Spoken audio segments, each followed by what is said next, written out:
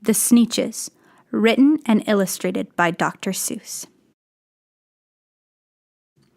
Now the star-bellied Sneetches had bellies with stars.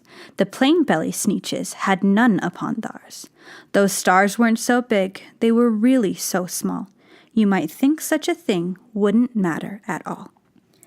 But because they had stars, all the star-belly Sneetches wouldn't brag. We're the best kind of Sneetch on the beaches. With their snoots in the air, they would sniff and they'd snort. We'll have nothing to do with the plain-belly sort. And whenever they met some, when they were out walking, they'd hike right on past them without even talking.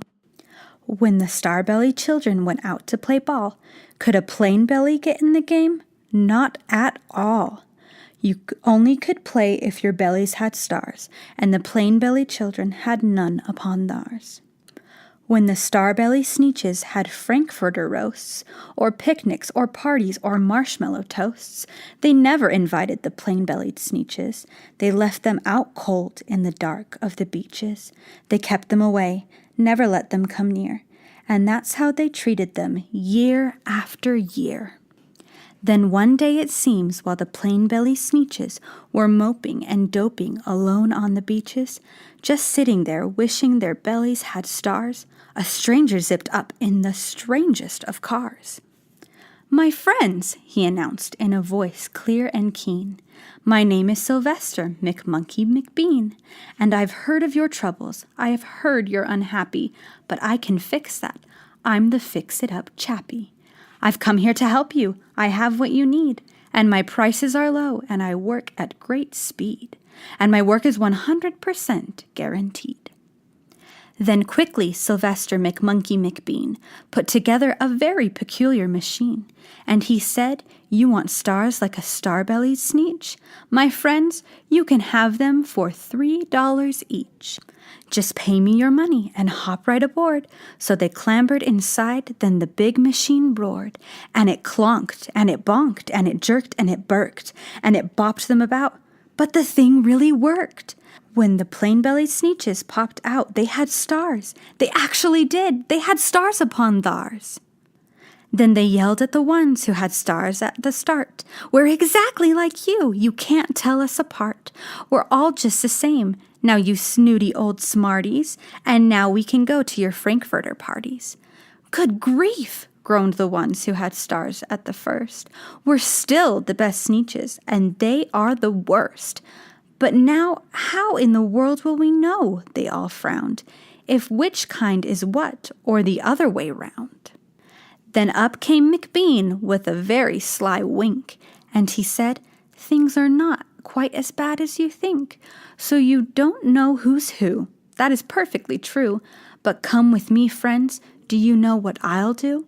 I'll make you again the best Sneetches on beaches, and all it will cost you is $10 eaches." "Belly stars are no longer in style," said McBean. "What you need is a trip through my star-off machine. This wondrous contraption will take off your stars, so you won't look like Sneetches who have them on theirs." And that handy machine, working very precisely, removed all the stars from their tummies quite nicely. Then with snoots in the air they paraded about, and they opened their beaks and they let out a shout, "We know who is who, now there isn't a doubt. The best kind of Sneetches are Sneetches without." Then of course those with stars all got frightfully mad. To be wearing a star now was frightfully bad. Then of course old Sylvester McMonkey McBean invited them into his star-off machine.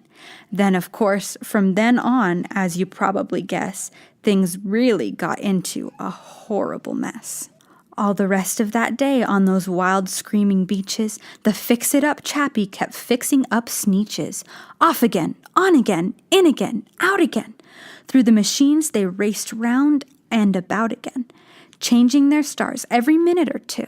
They kept paying money, they kept running through, until neither the plain nor the star-bellies knew whether this one was that one, or that one was this one, or which one was what one, or what one was who.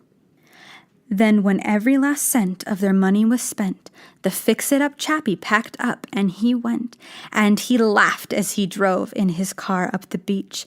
They never will learn, no, you can't teach a Sneetch.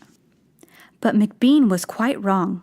I'm quite happy to say that the Sneetches got really quite smart on that day, the day they decided that Sneetches are Sneetches, and no kind of Sneetch is the best on the beaches.